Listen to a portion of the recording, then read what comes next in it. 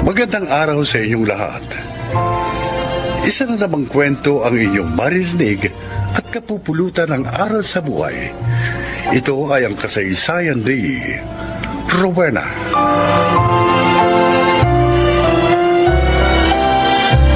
May kaya sa buhay si Edo. Sabi ng mga kaibigan ko, mama's boy siya at playboy. Ngunit nadala ako ng labis kong pagmamahal sa kanya. Kaya hindi ko pinansin ang kanyang kapintasan na nagsadlak naman sa akin sa malaking kasawian.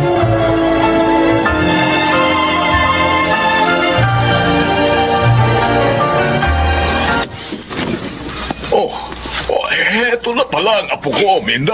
Ay, saan ka magaling, anak? Pinag-alala mo kami ni Itay. Pasensya na po, Inay. Lolo Pablo, kung hindi ako nakapagpaalam sa inyo, wala kasi kayo kanina eh. Saan ka nga ba galing, ha? Kinamang Benito po. Nag-apply ho akong kahera sa grocery nila. Ano? At tinanggap naman po ako. Kahit buntis ka? 5 months pa naman po bago ako manganak. Kaya maaari pa po ako magtrabaho. Makakaipon pa ako. Sa bagay nga. Salamat naman at nakakita ka ng trabaho. Matapos mong iwan ang pinapasukan mong pabrika. Ayoko na ho kasi doon, Lolo. Lalo lang akong malulungkot dahil maaalala kong pagtalikod na ginawa sa akin ni Edo. Masaya ako sa muling pagbabalik na iyong sigla, anak. Nagkamali na po ako sa pagtitiwala kay Edo. Ayaw ko pong magkamaling muli sa pamamagitan ng pagpapabaya sa aking magiging anak. Kaya gagawin ko ang makakaya ko upang mabigyan siya ng magandang kinabukasan.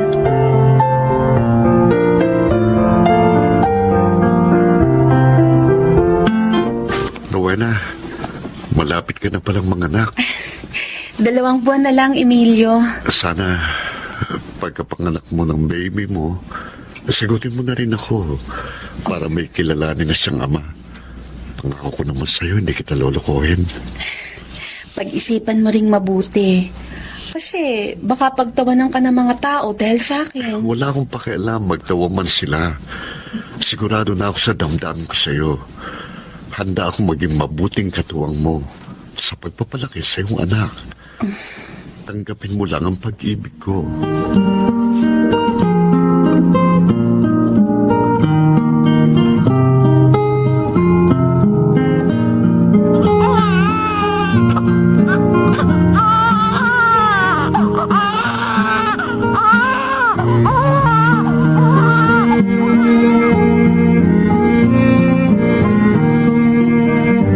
Ano? Para ka sa naman ang disgrasyadang yon? Oo, Kuya Gabriel. Emilio naman, mag-isip ka. Maraming babae dyan. Dalaga pa. Hindi ka gaya ni Rowena. Si Rowena ang mahal ko. Hindi ang sinasabi mong mga babae. Mahihirapan ka lang sa babaeng yon. May kakambal na mga lasyon. Kuya, Kaya kasi naman, disgrasyada na nga. May depresya pa sa pangisinilang niya bata. Gusto ba magmalasin din ang buhay mo? nagkataon lang ang nangyari sa anak niya. At hindi ako naniniwala na mangyayari din yun sa magiging anak namin balang araw. Kaya pakiusap, Kuya, huwag ka nang tumutol. Hayaan mo na lang ako kung saan ako liligaya.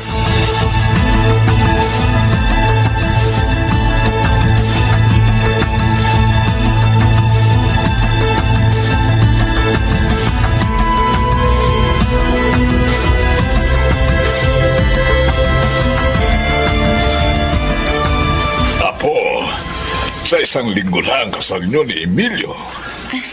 Sa wakas, may kikilalanin na ring ama si Gigi, ha? Oo nga.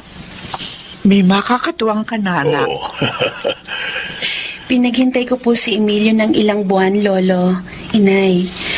Dahil gusto kong matiyak ang 2 bagay. Ano yun? Na talagang mahal po niya ako at ang aking si Gigi. At isa pa, gusto kong matiyak na mahal ko rin siya. Ayoko po kasing pakasal sa kanya nang walang pagmamahal. Tama yan na po. Dahil kung may pag-ibig ka rin sa kanya, ha? Subukin man ang buhay ninyo. Abay, kapwa kayo makapaninindigan, hindi ba? Sana nga, anak. Maging maligaya kayo. Oo. Kahit na nga tutol sa'yo ang kanyang kapatid.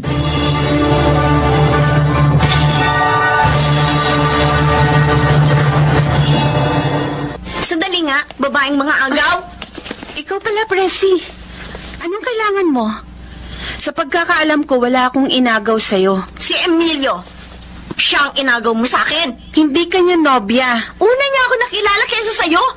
Ako rin ang gusto ng kuya niya na makatuluyan ni Emilio. Pero nabaliwala yun dahil sa panlalandi mo sa kanya. Dahan-dahan ka sa pananalita mo, ha?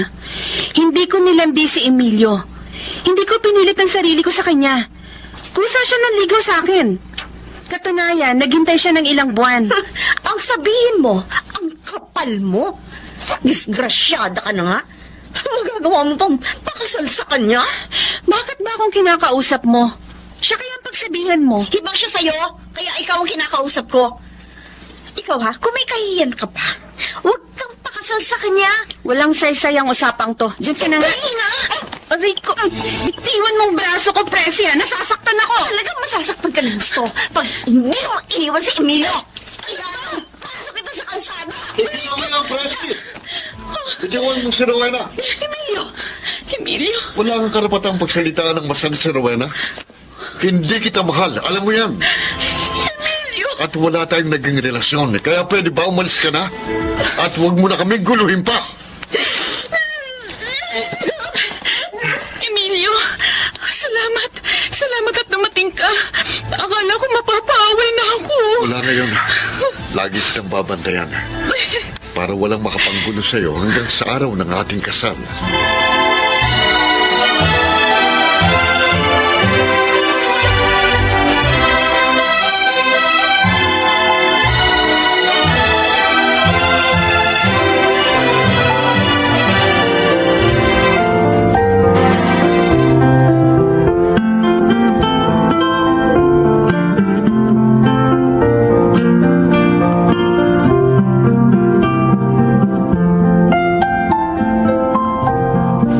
Rowena, salamat. Salamat? Saan? Nag-alala kasi ako nung awayin ka ni Presi. Naisip ko na baka hindi ka na magpakasal sa akin dahil doon. Salamat naman, hindi nagbagong isip mo. Mahal kita. At dahil naniniwala akong mahal mo ako, kaya ipinaglaban kong pagmamahalan natin. Alam ko, marami na akong ipinangako sa'yo. Kaya isa na lang ang ipapangako ko ngayon. Ano naman yun? Tutuparin kong lahat ng mga pangako ko. Ikaw talaga. Kala ko naman kung ano na. Halika na nga. Matulog na tayo. Uy, nagayaya na siya. Ano? Ikaw talaga.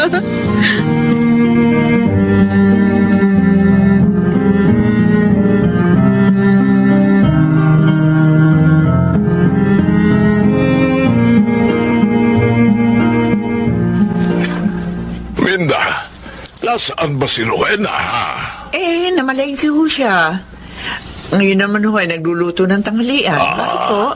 Nakita ko kasi si Emilio na ipinapasyal si Gigi. Lagi naman pong ginagawa yun ni Emilio pag wala ho silang pasok ni Rowena sa pabrika itay. Ay, mukhang napalapit na rin sa kanya ang ating Apollo. Kaya nga ho masaya ako. Ako man. Sa naging kapalaran ng aking anak.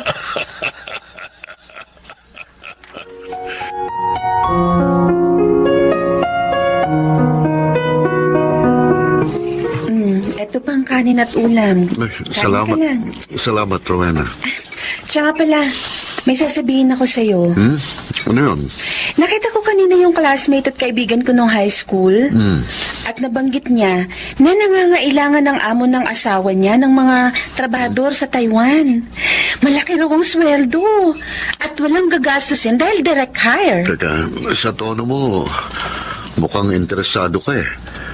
Huwag mo sabihin, iiwan mo kami ni Gigi. Taong to, oo. Hindi. Tayong dalawang sinabi ko sa kaklase ko. Ayaw mo ba akong samahan? Aba, hindi, gusto ko yan. Magsama tayong kikita ng malaki. Kaya lang, paano si Gigi? Kakausapin ko si inay. Alam kong hindi niya pababayaan si Gigi.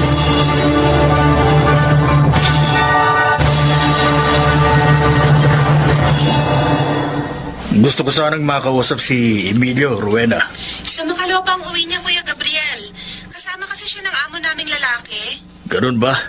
Bakit, Kuya? May problema ba? Kuwan kasi, yung asawa ko nanganak sa bunso namin. Si Sarian, kaya kapos na kapos kami. Baka naman pwedeng matulungan kami ni Emilio. O sige, Kuya. Magpapadala ko ng pera sa'yo mamaya paglabas ko para magamit na ninyo. Ha? Kung hihintayin pa kasi natin si Emilio, sa makalawa pa yun.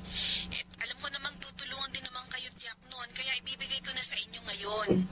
Rowena, salamat ha. Maraming salamat.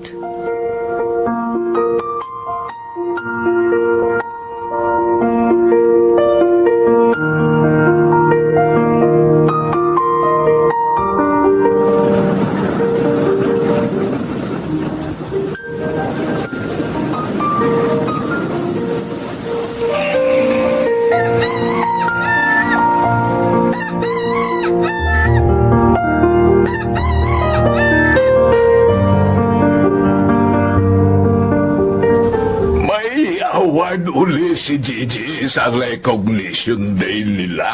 Ha? Opo, Itay. Ay, matalino talaga ang apo natin, ano? Tama ho kayo. Naku, tiyak na matutuwa na naman sila Rowena pag nalaman yan. Itay, gusto ko nga akong sabihin sa kanila. Oo. Huwag nang mag-abroad pa pagkatapos ho ng contract nila. Ganun pa. Para naman mapag-ukulan na nila ng panahon si Gigi. Lumalaki na ho kasi siya eh. At alam ko, Itay, nasasabik din po sa kanila ang bata.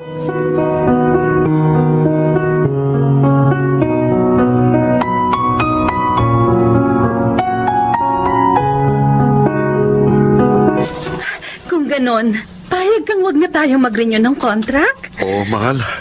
Noon ko pa nga gustong sabihin yan sa'yo eh. At saka lumalaki na si Gigi, dapat mas masubaybayan na natin siya. At gusto ko rin, mabigyan na kita ng junior. Talaga? Okay lang sa'yo na masunda na si Gigi. Okay na okay po.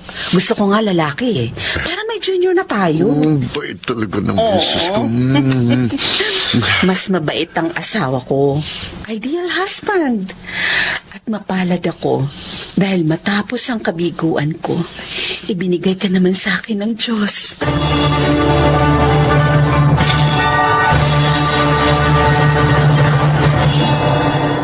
Kahit wala na kami sa abroad, maayos pa rin ang kabuhayan namin ni Emilio. Dalawa na rin ang aming anak. May kapatid na si Gigi, si Emil Jr. Masasabi kong maliwanag na ngayon ang landas ng aking buhay. Sana po ay inyong kinapulutan ng aral ang aking kasaysayan. Ako po si Rowena at ito ang aking buhay. Magandang kinabukasan pa rin. Kahit sa mga nasawi sa pag-ibig, huwag lamang mawawala ng pag-asa. At sa Diyos ay manalig.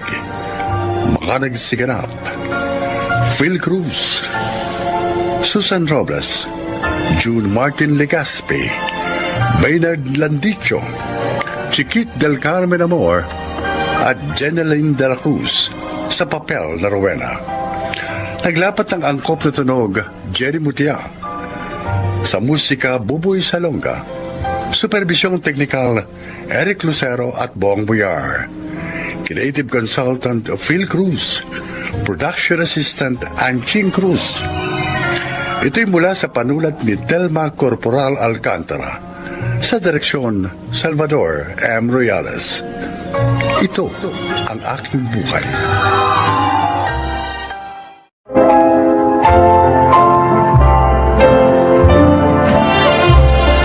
Mga kaibigan, sa araw na ito, inyong maririnig ang kwento ng isang babaeng pilit nilalabanan ang mga hamon ng sariling kahinaan. Siya ay si Erica.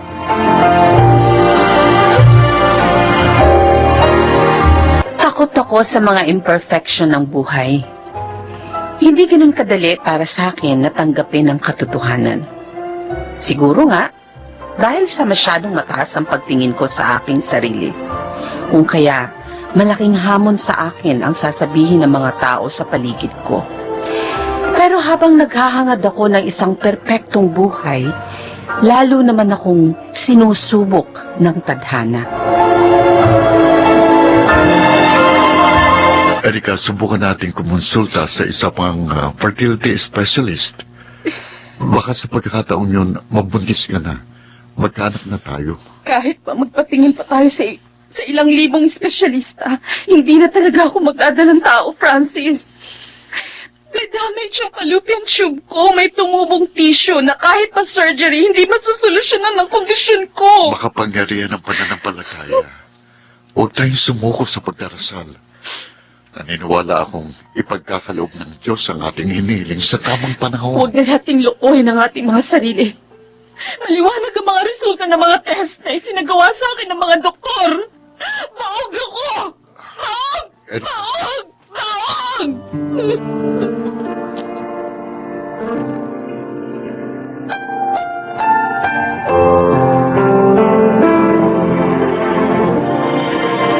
Ador, ano yung pinagkakaguluhan ng mga tao sa likod ng van na yun? Eh, yun daw buntis na palaboy-laboy dito sa Pierre. Doon daw inabot ng panganganak. Ako mabuti na lang daw at may napadaang isang estudyanteng nurse. Kaya yun ang nagpapaanak sa babae sa kasalukuyan. Napaka-miserable naman ang panganganak niya. Bakit sa likod pa ng van? May ospital namang malapit dito. Bakit hindi siya doon itinakbo ng asawa niya? Eh, wala raw nga ang asawa. Naku, malamang buntis lang yan ang kung sino dito sa Pierre. Halika. Tingnan natin. Halika. Ano? Naku, Ellen, pwede ba? Umuwi na tayo. Pagod na ako sa maghapong pagkakarga ng mga kargamento sa barko. Gusto ko na magpahinga. Saka ano ba mapapala natin sa pakikiusyoso sa babaeng yun na nakakalang, ha? Basta halika na. Ano? Sisilipin ko lang naman eh. Uuwi na tayo pagkatapos.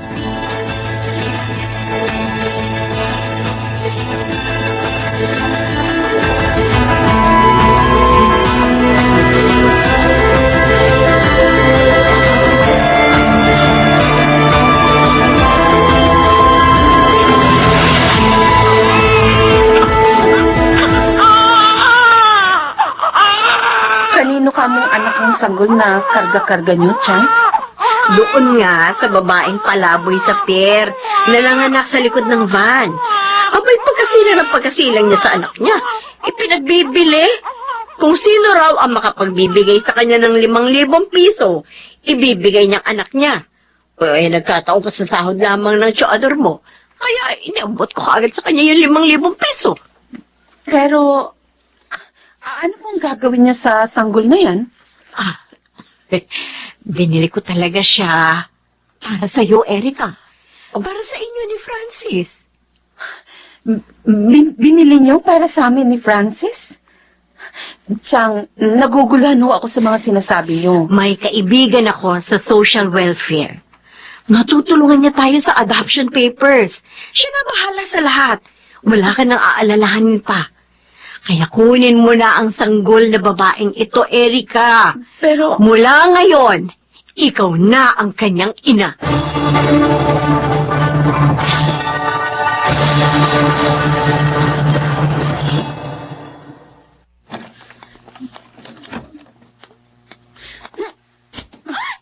Aray! Ma! Bakit ba? Bigla na lang kayo nananampal dyan. Ano naman ba problema nyo? sino yung lalaking kahalikan mo sa labas ng gate, Maddie? Sino? Si Elton yun. Nakilala ko sa party kanina. Kanina mo lang nakilala? Nakipaghalikan ka na? O ano ba naman ang masama sa makikipagalikan? Simple gesture lang yon. Pasasalamat ko lang sa kanya dahil hinatid niya ako dito sa bahay pagkatapos ng party. Babae ka, Maddie! Bigyan mo naman ng respeto yung sarili mo. Ilagay mo sa ayos sa mga kilos mo. At higit sa lahat, bigyan mo naman ako ng kahihiyan sa mga ginagawa mo. Ay, ano naman kayo sa pagiging perfectionist nyo? Sige na, nantok na ako. Madaling araw na, di ba? Ay! Manny! Alam mo palang madaling araw na? Bakit ngayon ka lang umuwi? May mga klase ka pa mamaya! Hindi na ako pagpasok sa klase ko mamaya. Ano? True lecture lang naman yung paulit-ulit. Hoy! Hoy, babae ka! Manny! Kinakausap na kita! Manny!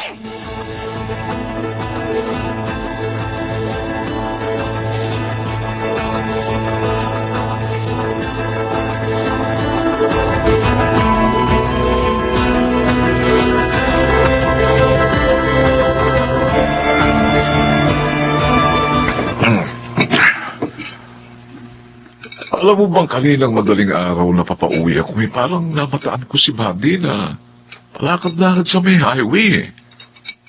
Aba, kung siya nga yun, bakit nasa kalsada pa ang batang yun sa galong oras? Tiyak si Maddie nga yung nakita mo, Ador. Ay, pero bakit nga madaling araw na nasa labas pa siya? Ay, nako. Alam mo kung minsan, nagsisisi rin ako kung bakit binili ko pa ang batang yon sa kanyang ina. Nang mga panahong yon, ang naisip ko kasi, sina Erica at Francis. Erika ako ang sanggol na yon ang kukumpleto sa buhay nila mag-asawa. Pero pagkalipas ng 18 taon, parang ako pa ang nagbigay ng tinik sa kanilang dibdib. Ay, naku. Hindi ko na rin nakikita sa Pierre ang ina ni Buddy, Helen. Malamang sa ibang lugar na naman yun nagpapalaboy-laboy. Hindi kaya ang ugat ng pinagmulan ni Buddy ang dahilan kung bakit napakatigas ng kanyang ulo, Ador? Halimbawa nga, ang kanyang ina, na isang babaeng lansangan. Dugo niya si Maddie. Sa kanya nagmula. Uy, ano pa ba magagawa natin sa mga pangyayari? Siguro ang maitutulong na lang natin kina Erica at Francis. Dagdagan na lang natin ang ating mga panalangin para sa ikapapanuto ni Maddie. Ay, hari nawa, Ador. Hari nawang matutunan nga ng batang yon ang tamang landas na siya namang itinuturo sa kanya ng mag-asawa.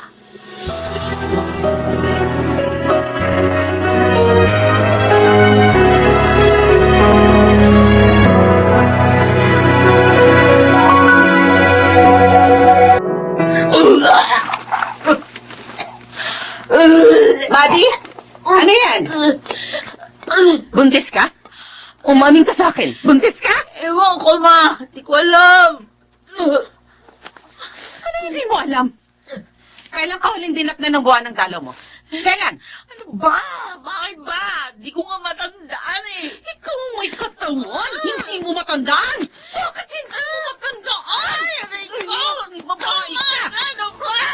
Nasasaktan na ako. Talagang masasaktan ka sa akin.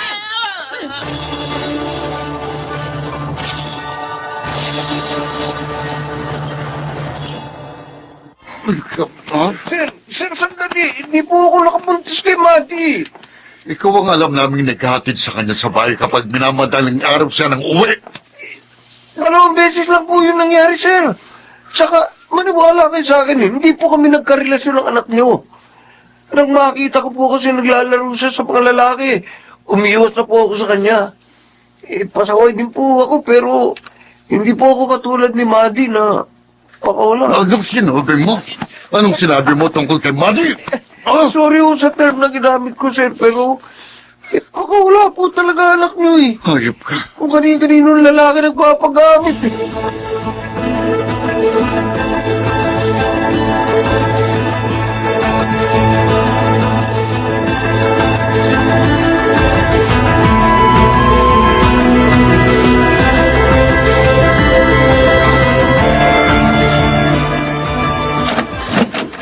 Buddy?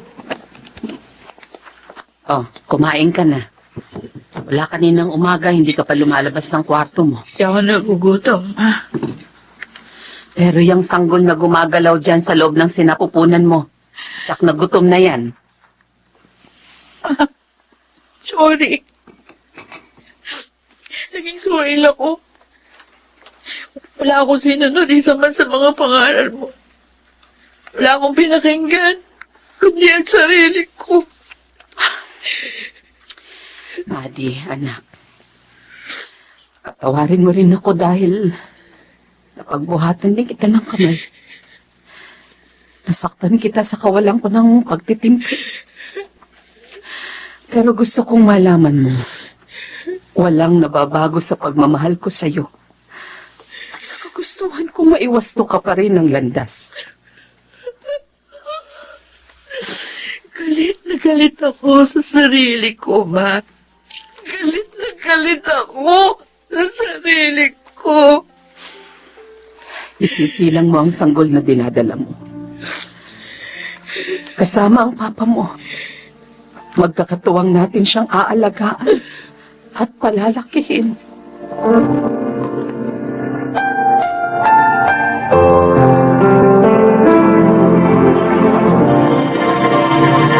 Umasam lang naman ako ng isang perpektong buhay rito sa mundo. Mula sa sarili ko hanggang sa mga taong nasa paligid ko. Hinihingan ko ng kapaliwanagan ng mga nangyayari. Pero nang hindi tayo biyayaan ng anak, nang dumating sa buhay natin si Maddie, mas naging madali para sa akin na tanggapin ang mga nangyayari sa realidad. Ang mahalaga, Erika, hindi tayo sumusuko sa ating mga kahinaan. Gayon din sa kahinaan ng mga taong minamahal natin. Yung mga naganap sa atin, ang mga yun na nagmulat sa akin, sa higit pang pagtanaw sa pananampalataya at pag-asa, upang lubusan akong makalaya mula sa mga hinanakit at harapin ang mga katotohanan ng buhay.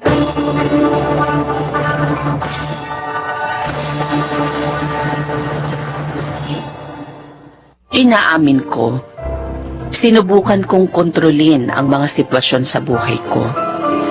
Naging bulag ako sa mga totoong nagaganap sa aking paligid. Hanggang mamulat akong hindi na pala makatwiran ang mga inaasahan ko sa sarili ko at sa iba.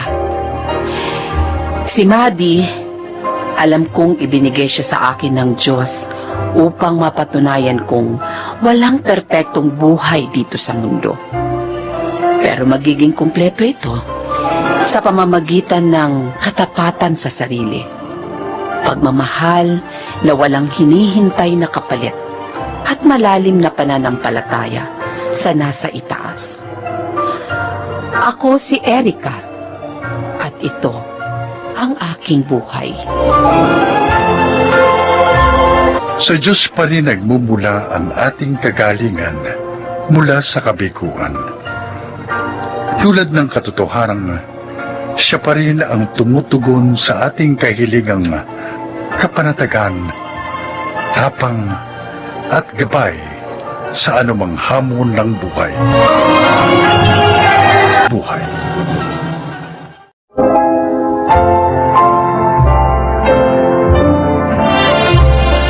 Kailan nga ba lumilinaw ang isipan ng tao upang matukoy kung anong sadyang mahalaga at ano ang walang halaga para sa kanya? Narito ang kasaysayan ni Sonia. 2 beses na ako nabiyuda. Si Lirio ang anak ko sa una at si Abby naman sa huli. Oo, inaamin ko. Magkaiba ang iniuukol kong level ng pagtingin sa 2 kong anak. Mas matimbang sa puso ko si Abby dahil nakikita ko sa kanya ang aking sarili. Lalo na ang aking mga pangarap. Ano ka ba naman, Lirio? Akala ko nakapagsalang ka na ng sinaing. Eh, hindi pa pala eh. Nakakahiya kay Arturo. Baka gutom na yung tao. Pasensya na po, Inay. Nakaligtaan ko po dahil sa pag-aapuro ko rin sa paggawa ng morcon eh. Nakasalang din po kasi yung pork hamulado na pinaluluto ninyo.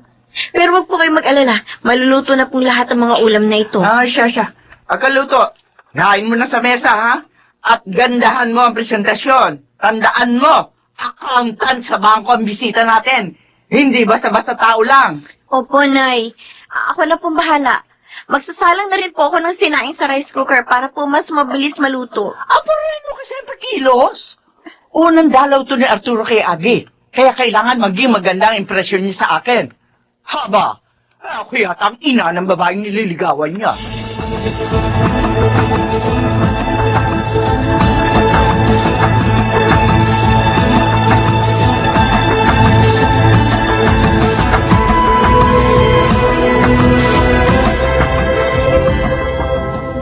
Bagay na bagay sa ang kwintas na isinuot ko sa leeg mo, Abi.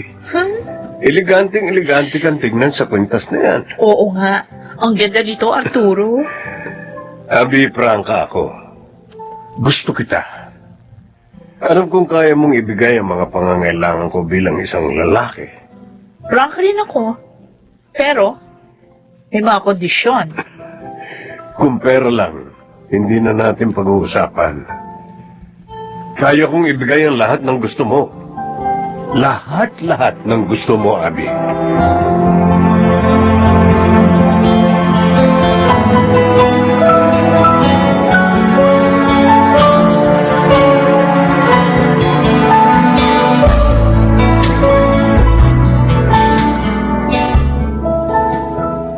Dari, tignan mo. Gara ng kotseng nakaparada sa harapan ng bahay ng biyanan mo. Ha? Aba. Oo nga, no. At ang kintab-kintab pa, ha? Bagong-bago.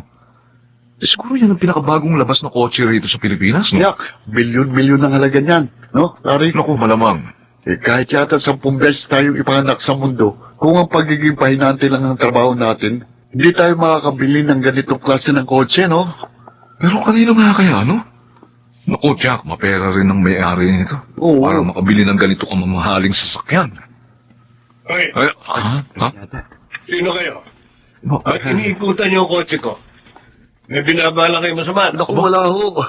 Hinahangaan lang ho namin ang gara ng kotse nyo. At saka taga rito ho kami, sir. Oo.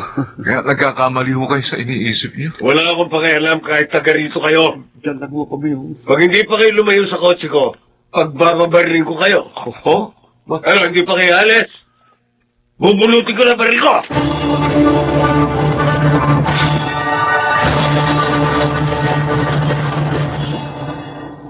Ibig mo sabihin, yung matandang lalaking may-ari ng kotseng magana, yung nambulyaw sa amin ni Delphin, maliligaw ni Abby? Oo, accountant daw yun sa bangko, sabi ni Inay.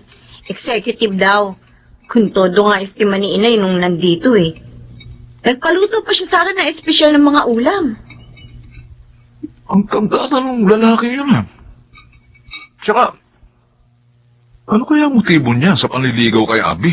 Ay nako, wag na wag mo sasabihin niya kay Inay. Tiyak, isusumpa ka na naman niya. Yun lang naman ang palaging iniintay ng nanay mo, Lirio, eh.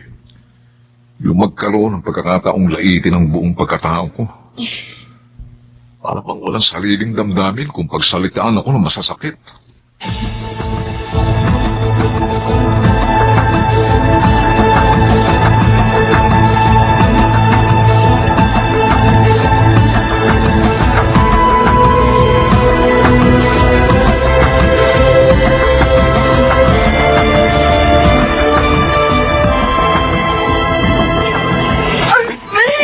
Arturo, nasasaktan ako! Akala mo ba, hindi ko kayo nakita ng lalaking kausap mo kanina dito sa harap ng bahay nyo? Ha? Habang pababa ako ng kotse ko? Si Delvin yun. Kasama ko hinati ni Kuya Larry sa pier. Talagang dinadaanan niya rito si Kuya kasi sabay sila pumapasok sa trabaho. Huwag mo akong gagawin. Kitang-kita ko kung paano kayo nag-usap ng lalaking yun. Basang-basa ko mga kilos nyo na meron kayong relasyon. O di ko ayaw mo maniwala, di wag. Sinusunod ko lang ang lahat ng gusto mo eh. Pinagbibintangan mo pa ako? Sinasaktan mo pa? Ito ang tandaan mo, ha? Ha? Oras na malaman kong may iba kang lalaki bukod sa akin, pasasabugin ko yung mukha mo. Sisiguruhin kong hindi ka na pakikinabangan ng kahit na sino pang lalaki.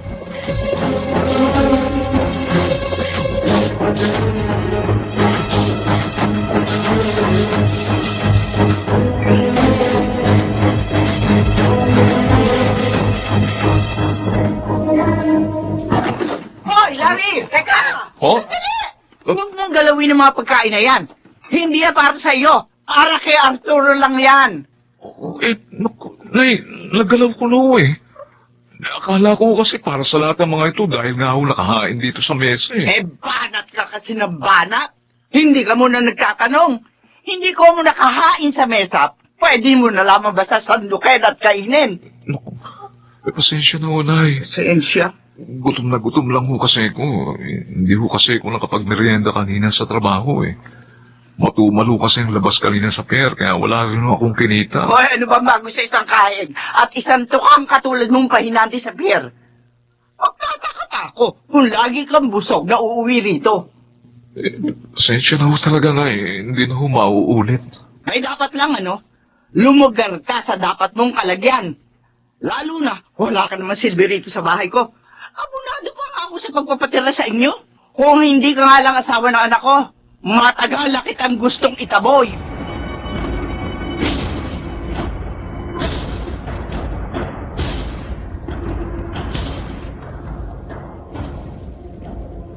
Totoo naman yung sinabi ni Larry, Nay, eh. Kulang na lang lahat ng nandito sa loob ng bahay na to, lagyan nyo ng pangalan ni Arturo. Ay, ano masama roon? Malaki ang pakinabang ko kay Arturo. Sa asawa mo, may pakinabang ba ako?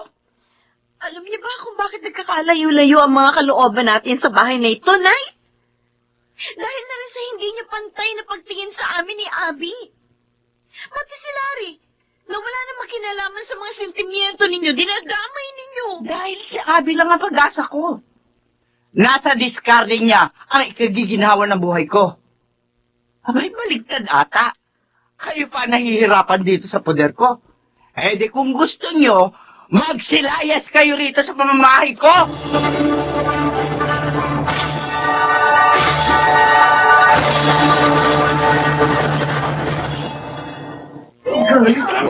Larry, hindi ba si Abby yung kinakalad ka na yun ng matandang lalaki sa harap ng hotel na yun? Oo nga.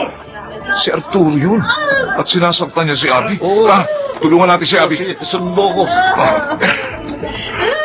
Hoy! Kayo na naman! Naghahanap talaga kayo ng sakit ng katawan. Kuya Larry! Transmit talaga niyo ako! Makakain ako ng tao ito! Ito pala kung ayaw mong bitiwan si Abby. Ha, balikan! Larry, ako naman. Ako naman, pal. Sige, sige. Alam mo, tanda. Sa lahat ng ayoko yung nakakita ko ng babaeng sinasaktan ng... Wala ka! Sige! Sige!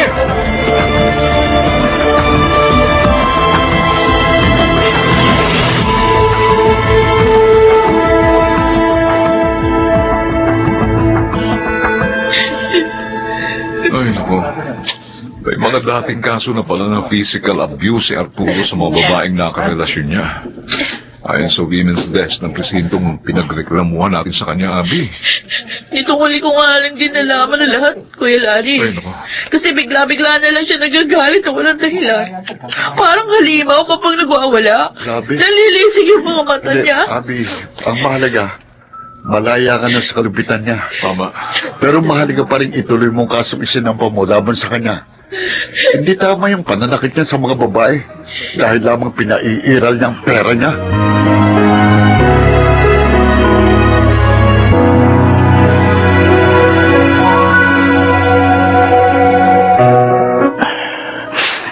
Umaasam lang naman ako na isang maginhawang buhay. Pero bakit palagi akong bigo? Bakit sa akin bumabalik ang sakit ng mga nangyayari? Hindi naman sa pera at material na bagay na susukat ang kaligayahan, Inay. Madalas nga kasi, sa sobrang paghahangad natin sa mga ganong karangyaan, mas nauuwi lang ang buhay natin sa kalungkutan. Ngayon ko naiisip, paano kung wala ka sa tabi ko, Lirio? Sino pa magmumulat sa akin sa mga kakulangan ko? Hindi naman ako mawawala sa tabi niyo. Nandito lang ako palagi para sa inyo, Nay. Hindi ko kayo iiwan. Kahit ano pa ang mangyari. Si Larry, ang dami kong kasalanan sa kanya.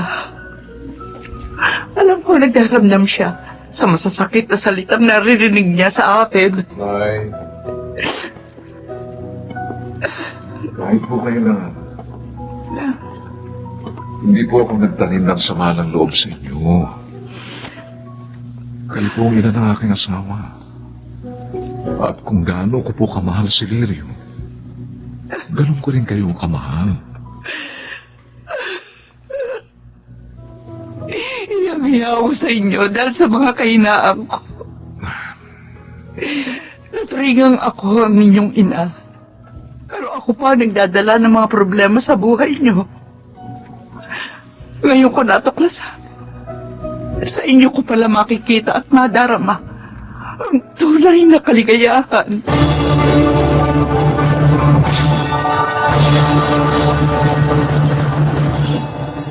Siguro nga, ay masyado kong minamadali ang takbo ng buhay. Kung kaya hindi ko na pinag-iisipan pa ang mga bagay-bagay. Gayon din ang mga maaring maging resulta ng aking mararahas na desisyon. Tulad na lang ng pagpapaubaya ko kay Abby sa pakikipagrelasyon kay Arturo. Ang dahil lamang sa labis kong paghahangad sa karangyaan. Mabuti na lang at may isang Lirio na hindi nagsasawang ituwid ang aking mga pagkakamali. At isang Larry na lagi nakalaang umunawa sa aking mga kahinaan.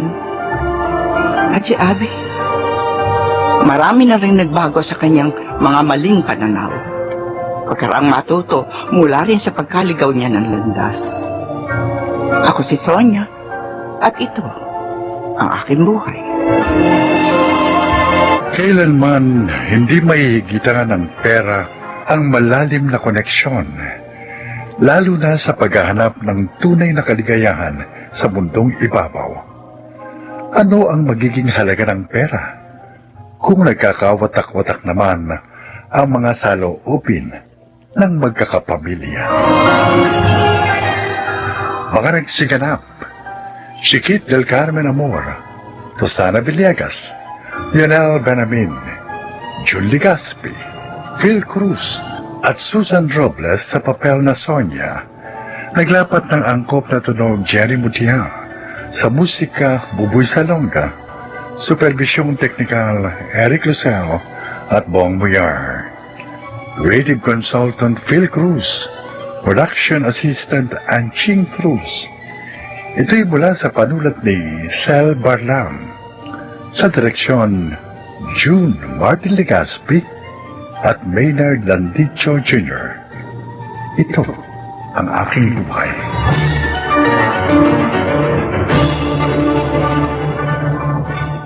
Champion Superpower with X-Stain Technology.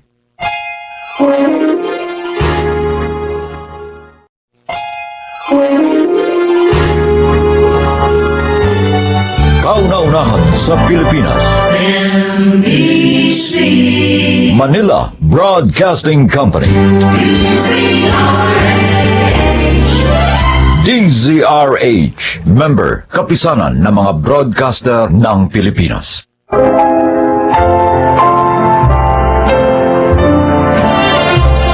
Mga kaibigan, sa araw nito, inyong maririnig ang kwento ng isang ina na naharap sa mga paghihirap ng loob na nagdulot sa kanya ng pagdurusa at kalungkutan. Siya ay si Helen. Nabibilang kaming mag-anak sa mga pamilyang walang kasiguruhan ng buhay at palaging sinusubok ng krisis ang kahirapan. Naitatawid lamang namin ang buhay sa pamamagitan ng pagiging construction worker ng aking asawa na si Celo at ng aming panganay na si Edwin. Masakit bang aminin? Refleksyon ng sitwasyon namin ng magkasamang paghihirap at mga agam-agam dahil sa kawalan ng katiyakan sa pang-araw-araw naming pamumuhay. O, ayan na, Celo, ha? Nandito ng lahat sa plastic bag na pula yung mga baon niya ni Edwin. Tinapang galunggong tsaka itlog na maalat. Yun ang ulam niyo. Dinagdagan ko na rin ng kanin para meron kayong pang merienda mamaya. Ang tanong, si Edwin ba nakagayak na? Ay, Tapos na magporma kahapon ng mga bakal. Kaya kailangan maaga kami ngayon sa site dahil araw naman ang buhos ngayon. o teka sandali, kakatukin ko doon sa banyo para mag-apura na rin. Huwag na ka mong masyadong pakalinisin pa ang katawan dahil tiyak na daig pa namin na naligo ng semento mamaya. Saka kahit butas-butas na kamiseta, Yun na lang kamo isuot niya. Oo, sabihin ko.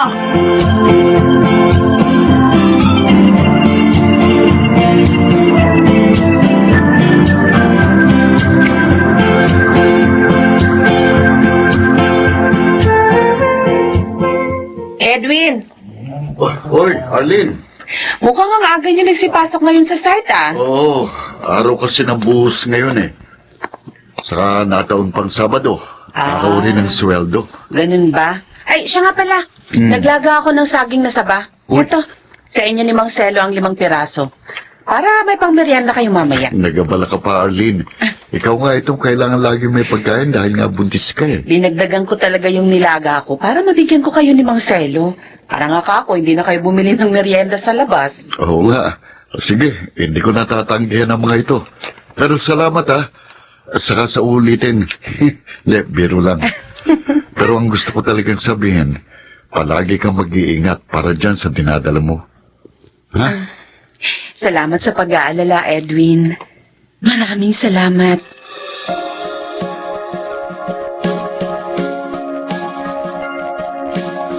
Okay, Lottie. Bukas linggo, maaga kang gumising para maaga rin tayong makapamili ng kropek naire-repack natin. Pandagdag dito sa mga panindang ilalako natin sa terminal ng bus. Mag-repack na rin po tayo ng mani at cornic, Nay. Total, nag-iikot na rin lang tayo sa buong terminal. Dagdagan na natin yung paninda natin. Pwede rin. Babawas tayo sa sweldo ng kuya mo para papuhunan natin. Yung sweldo nga kasi ng tatay mo nakalaan na yon sa maraming gastusin dito sa bahay. Na kinukulang pa nga, madalas.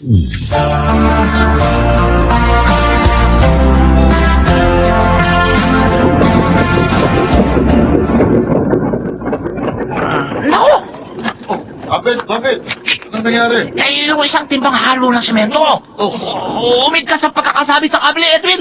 At saktong sa kanya na talayuan ni Mang Celo babagsak. Ano? Naku, palagay ko, hindi niya naisabit ang maayos yung timbang may labang semento sa kable. Kaya umid ka habang hinahaltak pataas. Teka, bababa ako. Ha? Huwag naman sana may mangyari sa tatay ko.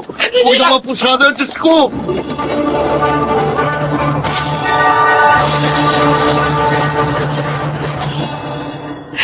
Edwin, ngayong patay ng tatay mo, ikaw na maghahanap buhay para sa amin ni Lottie. Kanino pa ba naman kami aasa ng kapatid mo kundi sa'yo na? Huwag kayong mag-alala, Nay. Hindi ko kayo pababayaan. Pangako ko yan sa inyo. Mabuti naman. Ikaw ang panganay. Kaya dapat lang na ikaw yung sumalo sa mga obligasyong naiwan ng tatay mo dahil tungkulin mo yun.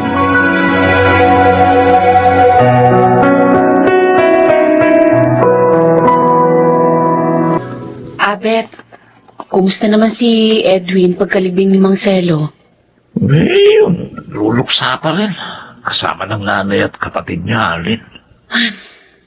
Nag-aalala rin kasi ako sa kanya. Hindi pa rin kasi siya sumasagot sa mga text ko. Pagkatapos daw ng pasyam na araw ni Mang Celo, saka lang siya papasok sa trabaho. Hysterical pa rin kasi si Aling Helen Kaya kailangan muna niyang bantayan.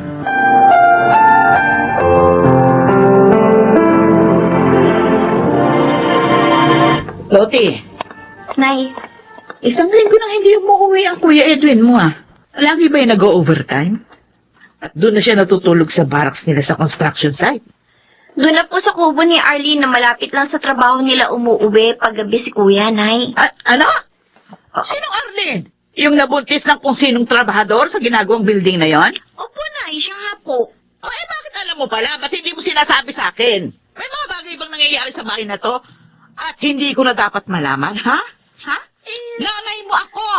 Bakit ginagawa mo akong tanga? Ha?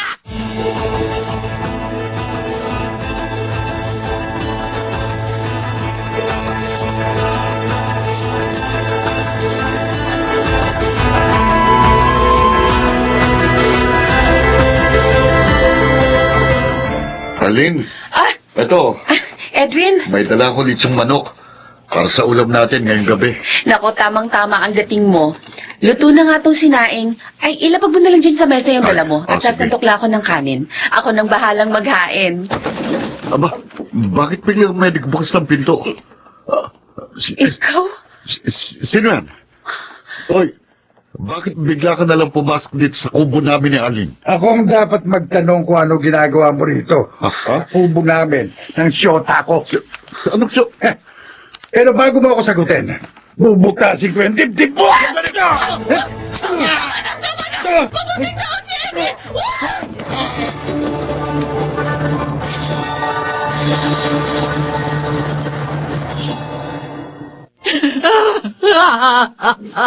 Bakit ganon, Diyos ko?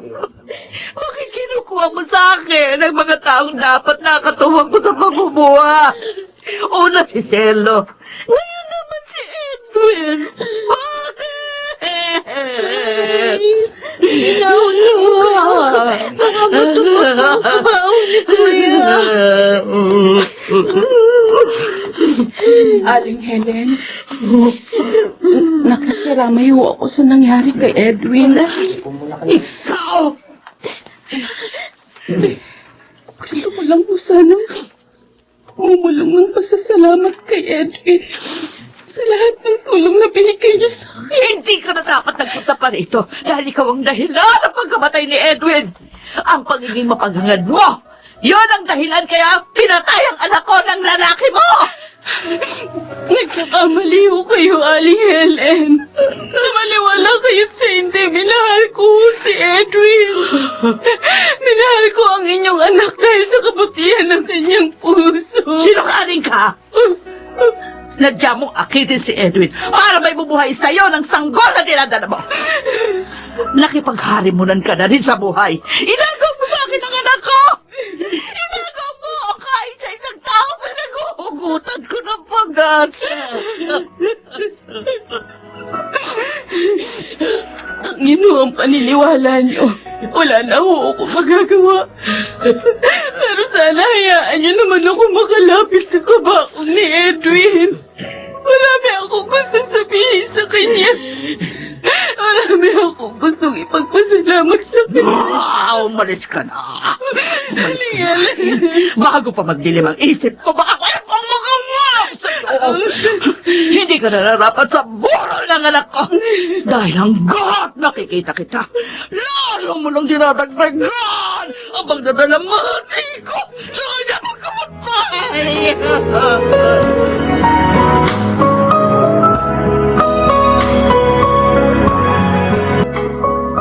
Muti! May babalita ako sa inyo ni Aling Helen. Ano yan, Kuya Albert? Napatay rin pala ng mga pulis yung lalaking pumatay sa kuya mo nang gabing-gawin niya ang krimen sa kubo ni Alin. Totoo ba, Kuya Albert? Oo! Pinahinto raw ng mga pulis sa highway para sa isang inspeksyon. Pero sa halip, inundayan daw lang saksakan isang pulis Saka pinatakbo pa ng kabilis sa dalang motorsiklo. Dahil nalagay sa alangan nilang buhay ng mga otoridad. Ngayon, binaril na nila lang abutan sa isang palikong bahagi ng highway. Yun na nga! Nakuha sa kanya, matalas na. Ipinampatay niya sa kuya mo. Kahit pa paano, bago ilibing si Kuya, nabigyan ng katarungan ng kanyang pagkamatay.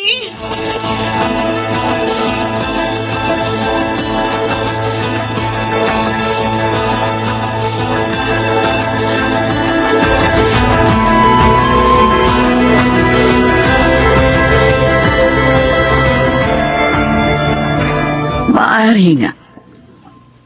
Tama ka sa sinabi mo. Wala na tayong magagawa, Alin. Dahil patay na yung mga taong mahal natin.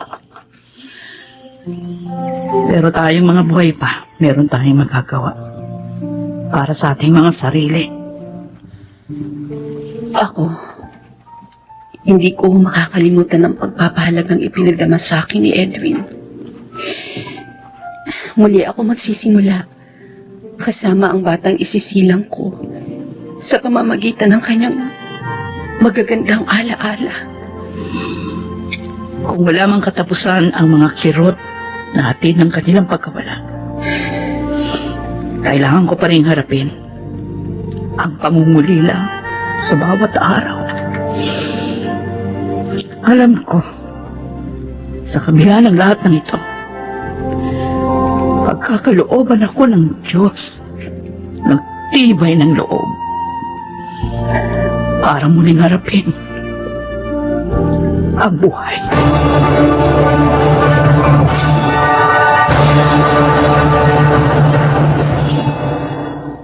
Hanggang ngayon, hindi ko alam kung hanggang kailan matatapos ang nararamdaman kong kalungkutan. Dahil dama ko pa rin ang sakit sa pagkawala ni Nacelo at Edwin, na sa paglipas man ng mga buwan at taon, parang kahapon lang nangyari. Pero ang napatunayan ko sa lahat ng ito, malaking bagay ang pagtawag sa Diyos upang malampasan ang mga hinanakit at muling magplano para sa hinaharap. Kasama na rin namin si Arlene at ang kanyang 1 taong gulang na anak sa naging sama-sama naming pagharap sa mundo. Ako si Helen at ito ang aking buhay. Pinakadakila sa lahat ng kabutihan ang paglingap sa kapwa. Bagamat nagkukulang ang lahat ng bagay, ngunit hindi ang dakilang layunin ito na pundasyon ng pagkakaunawaan ng bawat tao. Panagsiganap, Jenaline de la Cruz, Chiquit del Carmen Amor, Yunel Benamin, Phil Cruz, June Ligaspi at Rosana Villegas sa papel na Helen. Naglapat ng angkop na tunog Jerry Butiao, sa musika Buboy Salonga, supervisyong teknikal Eric Lucero at Bong Muyar. Creative consultant Phil Cruz, production assistant Anching Cruz. Ito'y mula sa panulat ni Sel Barlam. Sa direksyon June Martin Ligaspi at Maynard Landicho Jr. Ito ang aking buhay.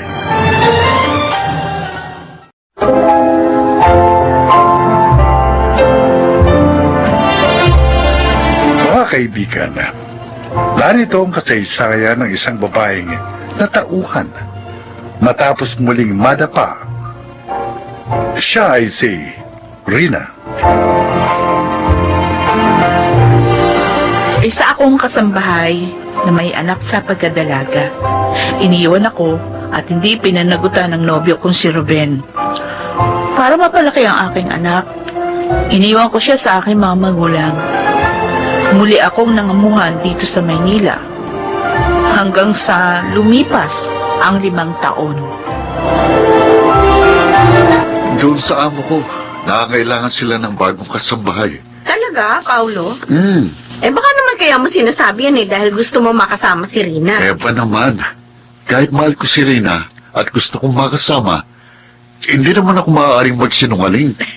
Naniniwala ako kay Paulo, Eva. Ay, Paulo, mabait ba yung amo mo?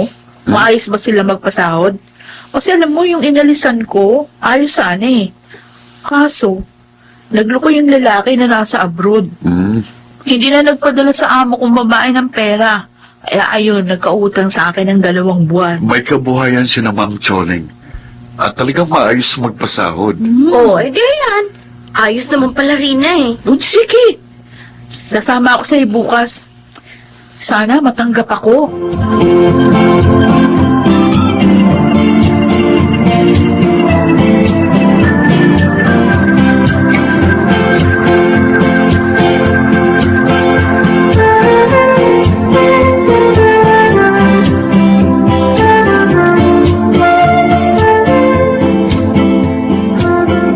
Kuya Aaron, ito na yung Ay. coffee mo.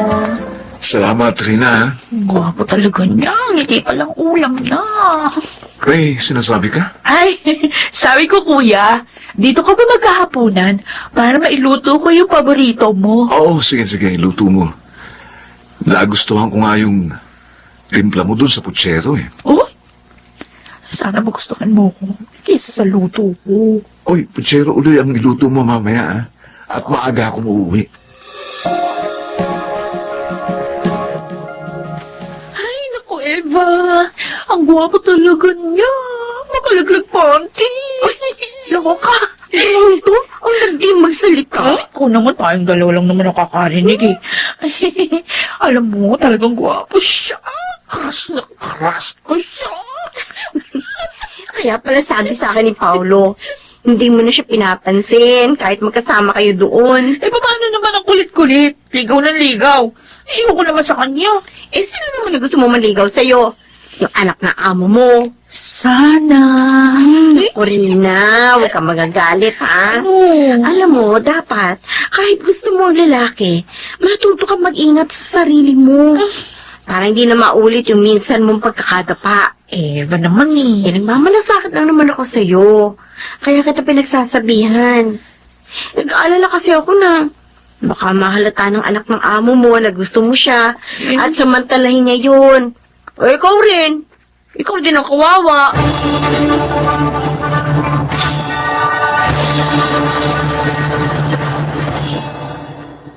Ma'am? Tawag niyo daw po ako, sabi ni Paulo. O, Rina.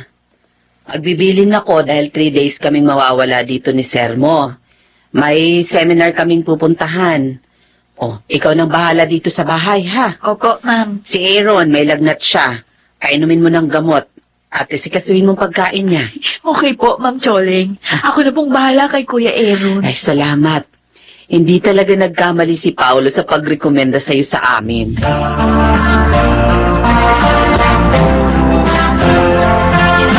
Kuya Aaron, dala ko na pagkain mo. Oh, pakilagay mo lang dyan sa nisita rin na... Gusto mo? Subuan kita? Ha? Teka, ba't ganyan ang suot mo? Ha? Ang ikli ng shorts mo. Ah. At ang blouse mo, spaghetti na nga. Ang nipis pa. Bagay naman, di ba? Susubuan na lang kita para mas makakain ka ng marami. Pwede ba akong maupo dito sa tabi mo? Ha? Oo. Eh, Bakit ka natitigilan? Nakatitig ka lang sa akin. O baka naman gusto mo. Humiga pa ako dito sa tabi mo. ha? Gusto ko yan.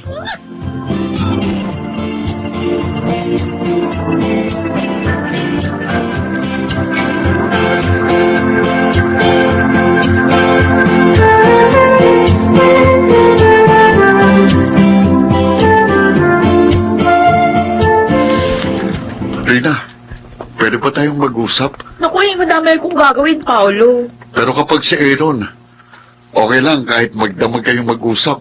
Ano ka ba? Ano ba yung sinasabi mo? Alam ko na ang tungkol sa inyo. Ilang beses kitang nakitang pumasok sa kwarto niya. Nakakita rin kita na hinahalikan siya. Ha? Ganon? Huwag kang mag-alala. Hindi ako magsusumbong kay Ma'am Choleng. Gusto lang kitang paalalahanan, Rina. Pinaglalaruan ka lang niya. May nobya siya eh. At nakatakdaan silang ikasal. Ano? Yun ang totoo. Hmm.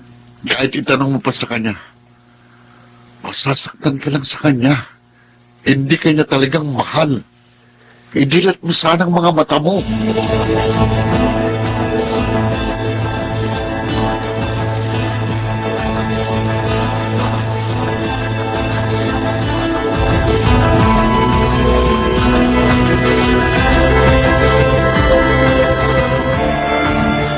Rina, naiayos mo na bang lahat ng mga pinamili natin? Apo, Ma'am Choleng. Ay, mabuti. Magluluto tayo ng hapunan ng maaga. Bakit po? Meron ba kayong bisitang darating, ma'am? Oo, si Lily, ang long-time girlfriend ni Aaron. Kasama niya ang parents niya. Pag-uusapan namin ng ilan pang detalye para sa kasal nila ni Aaron. Ganun po ba? Oo, kaya pagbutihin ng pagluluto mamaya, ha?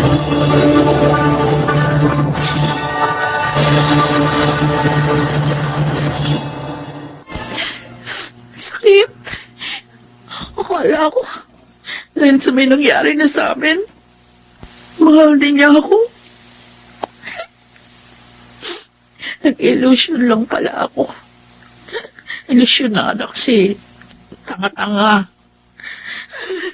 Nagpatalo na naman ako sa damdamin ko. Nagamit na naman tuloy ako. Ay, may tumatawag sa cellphone. Si Itay. Hello, Tay? Hello, anak. Oo, napatawag kayo. May sakit kasi si Gigi. Gusto ko sanang dalhin siya sa doktor. Kaso wala naman kaming pera ng nanay mo. Huwag ko kayo mag-alala. Magpapadala agad ako. Salamat, anak. Isa nga pala. Gusto ng anak mo na makauwi ka raw sa graduation niya, sa kinder. Kasi may award siya. Talaga po? Oo, anak. Matalino nga po ko. At sabi pa niya, gusto niyang ikaw ang magsakit ng medalya sa kanya. Sige, Tay. Dadating ako sa araw na yun. Sige po, ha. Bye na. Dahil sa kahibangan ko sa lalaki, pati pang gastos ng anak ko, nakalimutan kong ipadala. Sorry, anak. Sorry.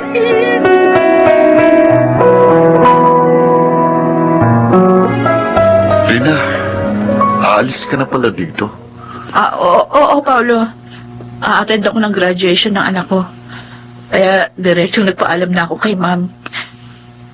Buti na rin yun para hindi ko makita yung kasal ni Aaron.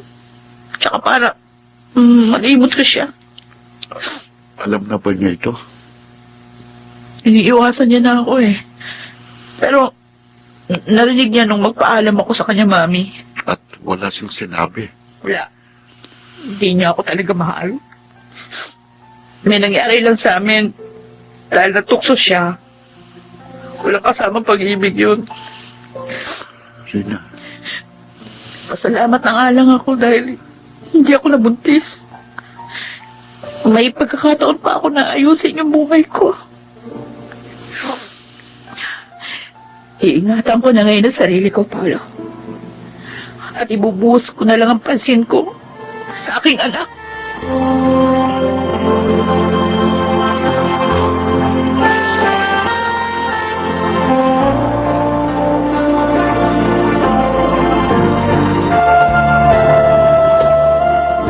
Salamat naman. Pinasyalan niyo ako, Eva. Paolo. Miss ka na namin. Lalo na ito si Paolo, kaya bumiyay kami na papunta dito sa inyo. Oh, ikaw talaga, Eva. Puro kabiro. totoong sinabi ni Eva, Rina. Uy, ano na yung pinagkakakitaan mo rito, friend? Ayun, pumasok ako sa isang grocery. Day off ko lang ngayon. Alam mo, yung amo ng kapatid ko, Mm. nangangailangan ng driver at kasambahay sa Abu Dhabi. Oh? Baka gusto mo. Ay, oo nga, friend. Salary deduction daw yun. Mas kikita ka na malaki doon.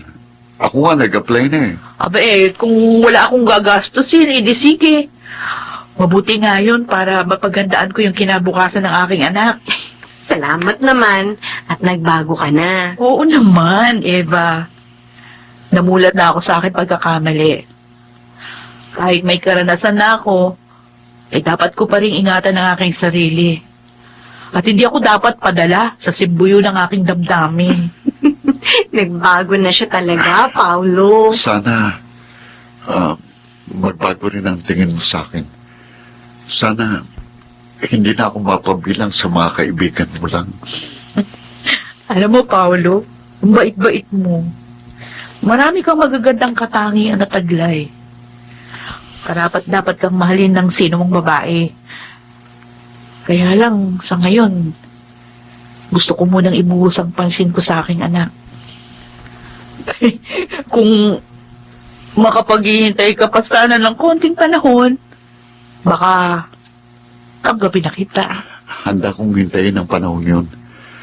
Dahil ang tunay na pag-ibig, matyaga at marunong maghintay. At ganyan ang pag-ibig ko sa'yo.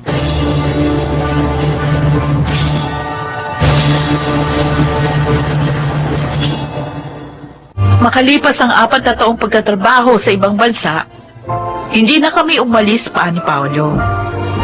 Nagpakasal na kami. Nagwagi rin siya sa wakas. At ngayon, 2 na ang aming anak. Sa mga kababaihang nakikinig, maging mapagtimpi sana kayo. Ingatan ang sarili upang ang respeto ng marami ay inyong anihin.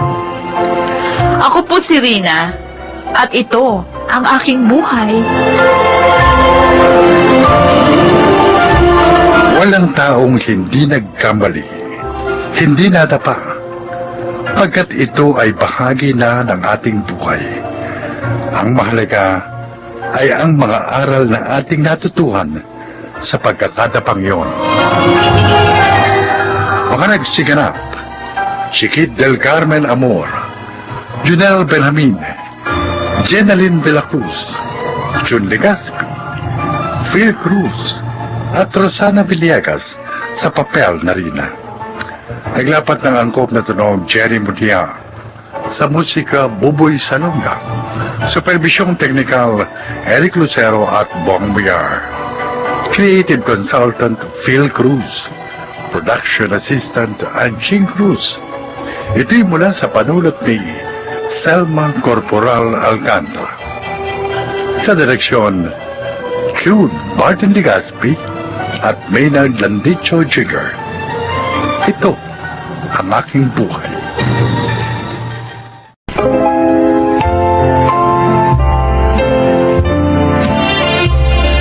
Mga kaibigan, pakinggan po natin ngayon ang isa pang natatanging kasaysayan na ilalahad sa atin ni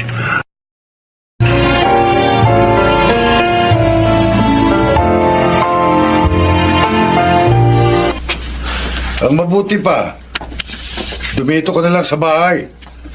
Tulungan mo nanay mo sa paggawa ng daing. Bakit ka pa mag-aaral? Ang babae, mag-aasawa lang naman at mag-aalaga ng mga anak. Hindi mo na kailangan ng diploma para dyan. Hindi nyo na nga pinag-aaral yung mga kapatid ko. Pati ba naman ako? Dahil nga, Bakit? Ano bang pinagkaiba mo sa mga kapatid mo? Ha?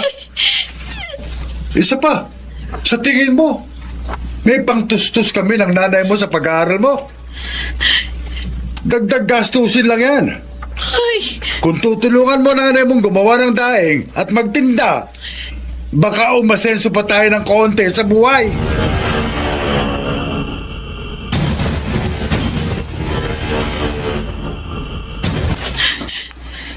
tutunayan ko sa inyo.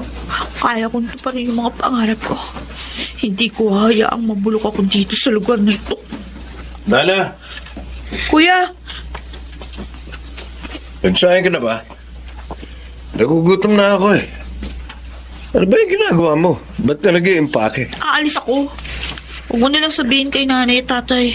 Saan ka naman pupunta? Basta kahit saan. Basta aalis ako dito. Susuwayin mo sa tatay? Kuya, ikaw ang panganay sa ating magkakapatid. Bakit hindi ka man lang nagsikap mag-aral noon para makapagtapos ka at makahanap ng maayos na trabaho? Paano ka mangangarap sa ganitong klaseng pamilya? May pambili nga ng bigas, wala tayo eh. Kapag walang naglakas loob sa atin, talagang habang buhay tayong ganito. Ganito? Oh, Anong ganito? mahirap. Isang kahig, isang tuka. Ang mahalaga, kumakain tayo. Humihinga. Tama na yun. Ayoko ng ganito, kuya. Naniniwala ako sa kabila ng malawak na karagatang natatanaw natin mula dito sa barong-barong, may mas magandang buhay na naghihintay.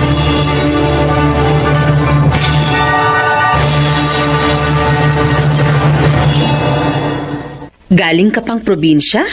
Opo, ma'am. Ba, ang lakas naman ng loob mong pumunta dito sa Maynila. Hindi ka ba nanibago? Naninibago nga po.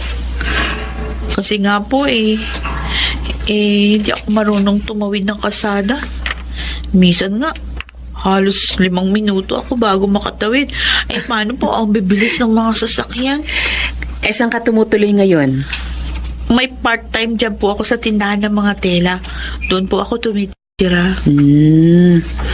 Mabuti naman at natanggap ka bilang student assistant ng Shun mo.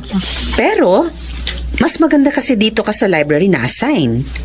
Kailangan mo lang mag-duty ng 5 oras bawat araw, tapos babantayan mo lang mga estudyante sa loob. At titiyakin mong walang librong mailalabas. Unless hiramin nila. Dito yung record book. Naiintindihan mo ba? Yes, ma'am. O sige. Nice meeting you, Dinah. Salamat po, ma'am. Nice meeting you po.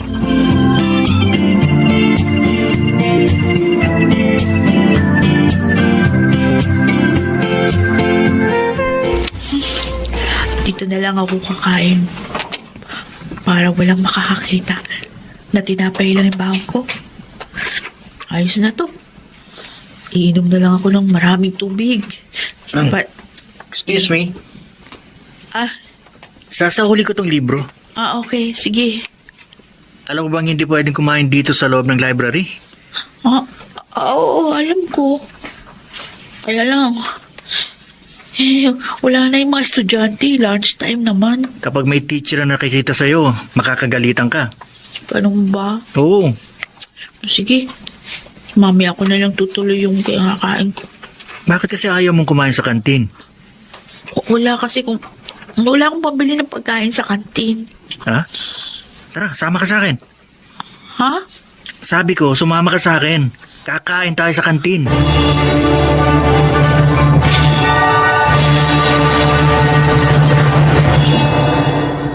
Ay, ito po yung telang in-order nyo. Ayan. Salamat po. Balik po kayo. Ay, nakakapagod. Naku, anong oras na ba? Lagot. 1 oras na lang bago yung susunod ko subject. Magbibis muna ako.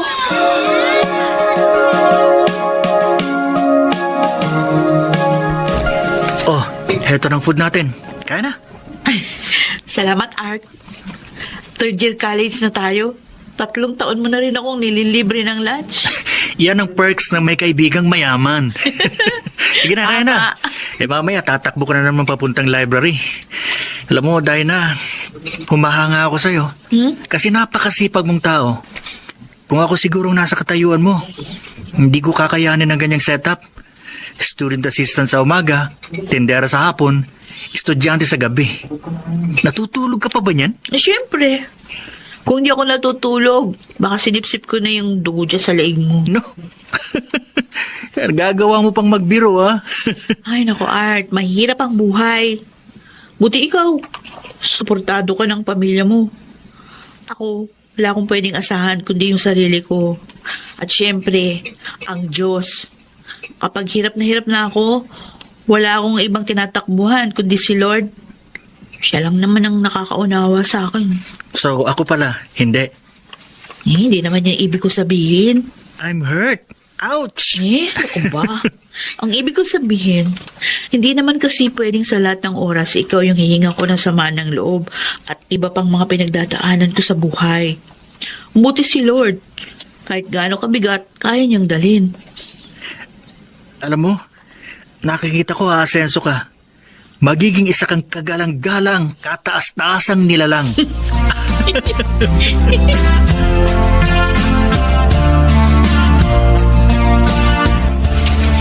Wow, ang tataas ng grades mo, Dinah.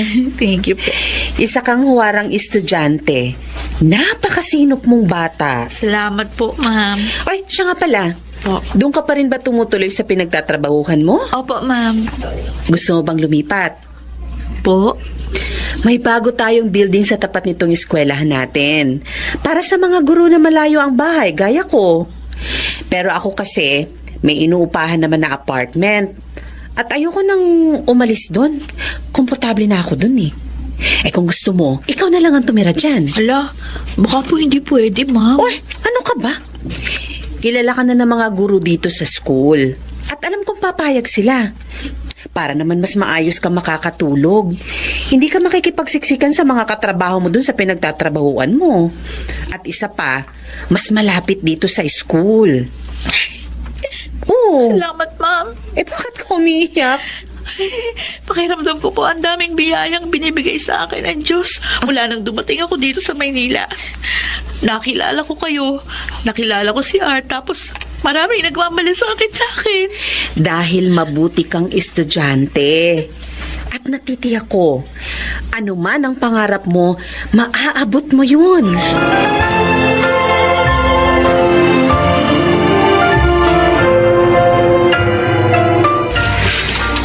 Nay, nandiyan ka na naman sa bintana.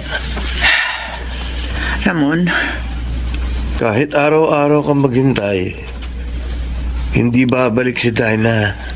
alam mo ba, sa inyong magkakapatid, siya lang ang may kakaibang pangalan. Pinangalanan siya ng ninong niyang nurse na siya nagpaanak sa akin noon. Mula bata, kakaiba na siya. Habang lahat kayo na kontento sa ganitong uri ng buhay, siya naglakas loob na lumuwas ng Maynila. Hindi niyo rin alam, Nay. Baka nag-asawa na yun dun. Hindi. Hindi niya gagawin yun. Paano kayo nakasisiguro? Hindi ganon ang kapatid mo. Alam kong determinado siyang abutin ang mga pangarap niya. Nay, sa loob ng 4 na taon, ni minsan, hindi siya umuwi sa atin. Kung mayroon akong pinagsisisihan ngayon, yun ay ang hindi ko malaman siya sinuportahan. Kaya kung kinalimutan niya tayo, ayos lang. Pero sa kabila nun, maasa pa rin ako na kahit sana isang beses umuwi siya para makahingi ako ng tawad sa kanya.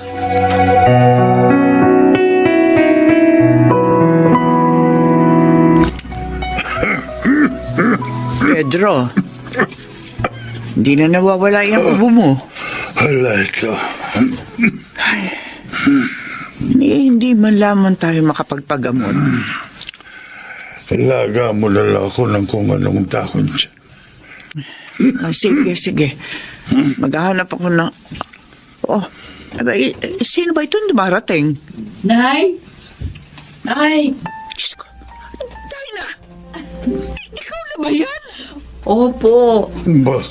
Bakit na umamagin? Salamat, umuwi ka, anak. Pasensya na kayo, Nay. Tiniis ko kayo sa loob ng halos 6 na taon. Maayos na yata ang buhay mo eh. Mag-aara ang damit mo at sapatos. Bakit ka pa bumalik sa barong-barong na ito? Tay, lumuwas ako ng Maynila at nagsikap. Tinupad ko ang mga pangarap ko na makapagtapos at makahanap ng maayos na hanap buhay. Hindi para sa aking sarili, kundi para sa atin. Patawarin niyo ko kung naglayas ako noon. Hindi. Hindi ikaw ang dapat na humingi ng tawad, kundi ako. Ako, dahil wala man lang akong ginawa para tulungan ka. Wala yun, Nay. Ay, siya nga pala.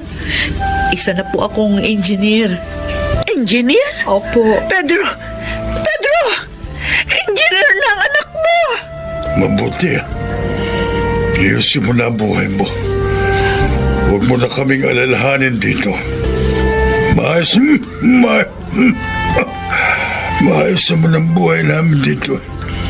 Kumakain naman kami kahit papano. Baka kung bumalik ka rito, mahirapan ka na naman. Ayos na sa aming may isa sa mga anak namin na naging ganyan.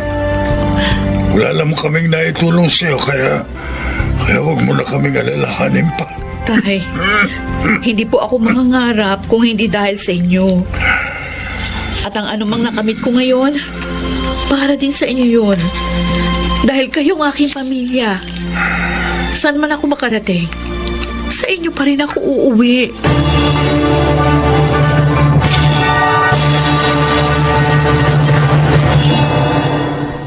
Hindi naman ganun kadali ang pagbabago sa buhay namin.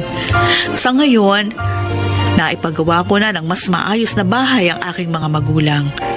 At pinag-aaral ko rin ang aking mga pamangkin. Gusto kong, kagaya ko, matutuhan nilang mangarap at magsikap para abutin ang gusto nilang abutin sa buhay. Ako si Dinah. Ito ang aking buhay. Si Dinah ang patunay na walang imposible sa taong nagsisikap at nananalig sa Panginoon.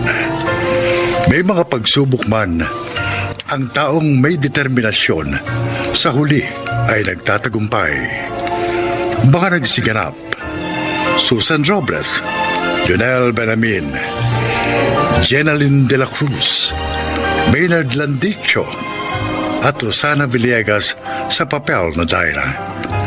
Naglapat ng angkop na tunog Jenny Mutia, sa musika ni Buboy Salonga. Superbisyong teknikal Eric Lucero at Bong Muyar. Creative Consultant Phil Cruz. Production Assistant Anching Cruz. Ito'y mula sa panulat ni Rita Labanon. Sa direksyon Salvador M. Royales. Ito ang aking buhay.